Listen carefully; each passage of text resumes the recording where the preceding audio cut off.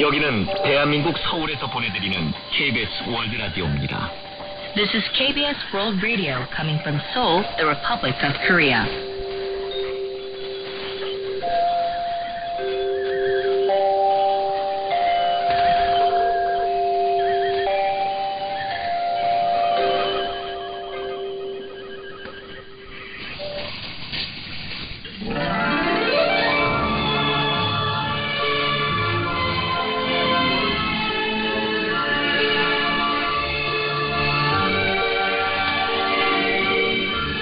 청취자 여러분 안녕하십니까? KBS 월드 라디오 우리말 방송입니다. 국민의 방송 KBS는 2022년의 방송 지표를 신뢰로 여는 통합의 KBS로 정하고 신뢰와 사랑을 받는 방송이 되도록 정성을 다하겠습니다. 이 방송 프로그램은 방송통신위원회의 방송발전기금을 받아 제작한 것입니다. 지금부터 KBS 월드 라디오 우리말 방송을 보내드립니다. KBS 월드 라디오 우리말 뉴스입니다. 코로나19 확진자에 대한 7일 격리 의무가 우선 4주 더 유지됩니다. 바이든 정부가 북미 직접 대화 가능성을 여러 경로로 타진했지만 북한으로부터 아직까지 답을 듣지 못했다고 미 백악관 고위 당국자가 공개했습니다. 한국산 가상화폐 루나 테라 가치가 폭락하면서 투자자들이 발행사 대표 등을 고소 고발한 사건이 서울 남부지검 금융증권범죄 합동수사단에 배당됐습니다. 이상 이 시간 주요 뉴스입니다. 코로나19 확진자에 대한 7일 격리 의무가 우선 4주 더 유지됩니다.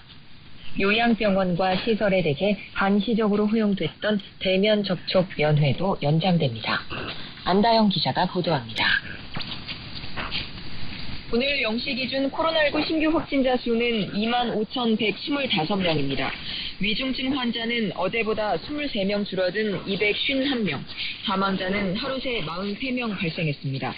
정부는 코로나19 확진자에 대한 7일 격리 의무를 다음 달 20일까지로 4주간 더 연장한다고 밝혔습니다. 이 기간 유행 상황 등을 다시 평가해 결정하겠다는 겁니다. 정부는 이 같은 결정의 배경으로 유행 감소세 둔화와 백신 효과 저하 가능성 등을 제시했습니다. 신규 확진자 수가 금요일 기준 15주 만에 최저치를 나타내곤 있지만 감소폭은 둔화하고 있다는 겁니다.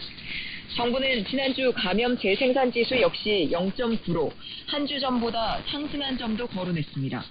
전염력이 높은 신규 변이가 국내에서도 발견되고 면역 회피 가능성 등이 거론되는 점도 이유로 들었습니다.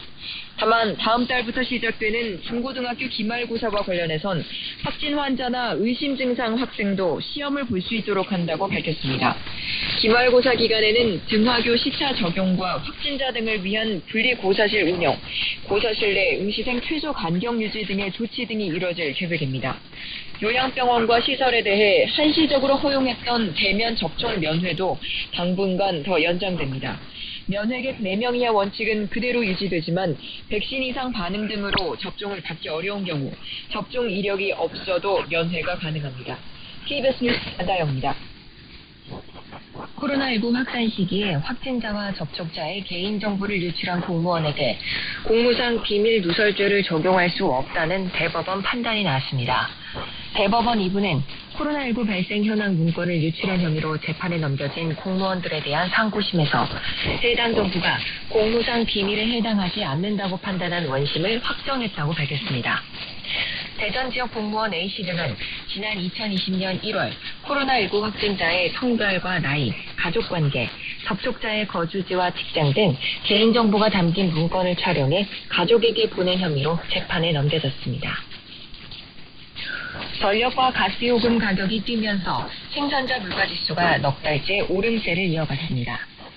정부는 당분간 물가 상승세가 지속될 것으로 보고 국민 체감 분야의 물가를 밀착 점검하기로 했습니다. 조정인 기자가 보도합니다. 한국은행이 발표한 지난달 생산자 물가지수가 전달보다 1.1% 상승했습니다. 넉 달째 오름세를 이어갔지만 상승폭은 전달보다 다소 줄었습니다.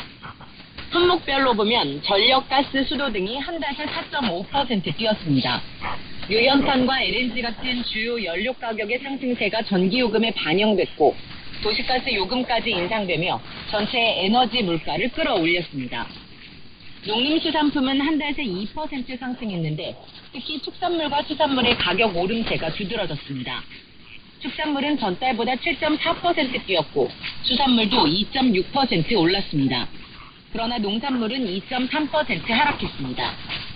서비스 부분은 0.4% 올랐는데 유류 할증료 인상으로 인한 여객운임 상승과 거리두기 완화로 숙박 수요가 늘어난 것이 영향을 미쳤습니다.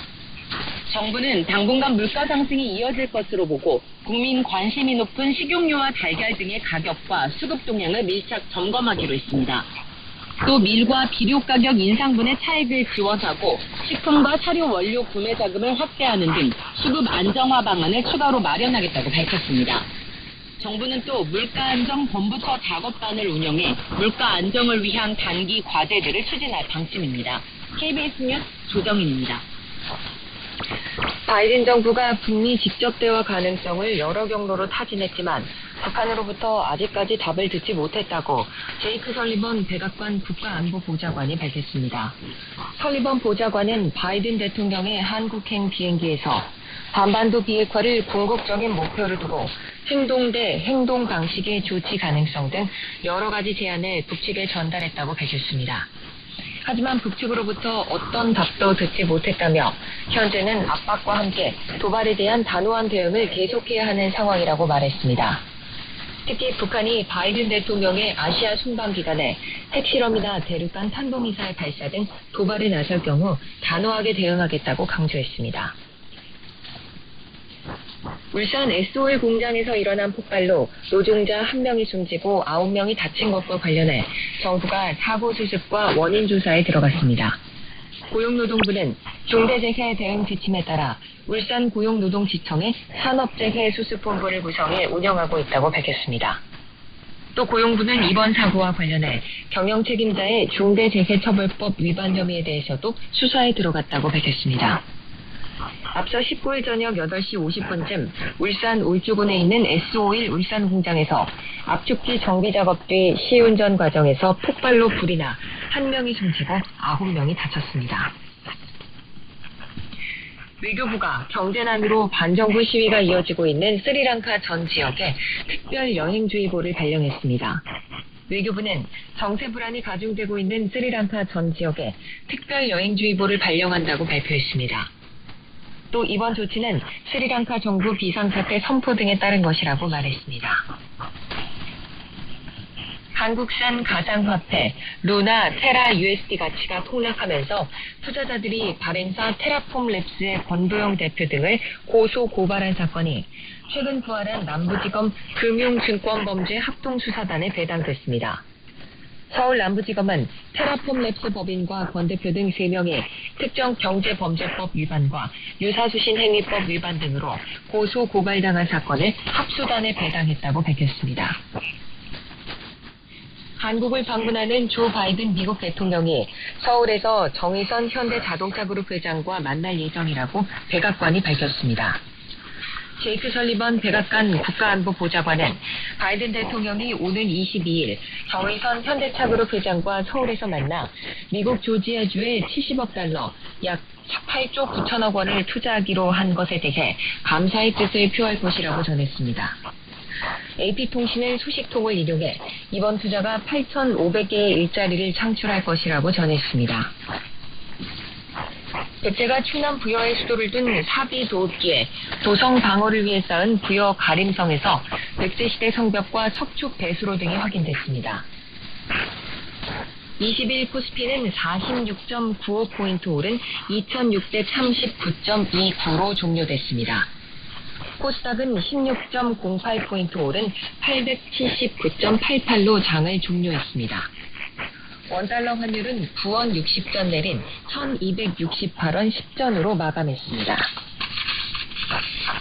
20일은 전국에 구름이 많이 끼겠고 경기 북부와 강원 영서 북부에 비가 조금 내리겠습니다. 호남 지방에선 대기가 불안정해서 5mm 미만의 소나기가 내리겠습니다. 강원 영동과 충청 내륙, 남부지방에는 건조주의보가 내려진 가운데 바람도 강하게 불 것으로 보여 화재 예방에 주의가 필요합니다.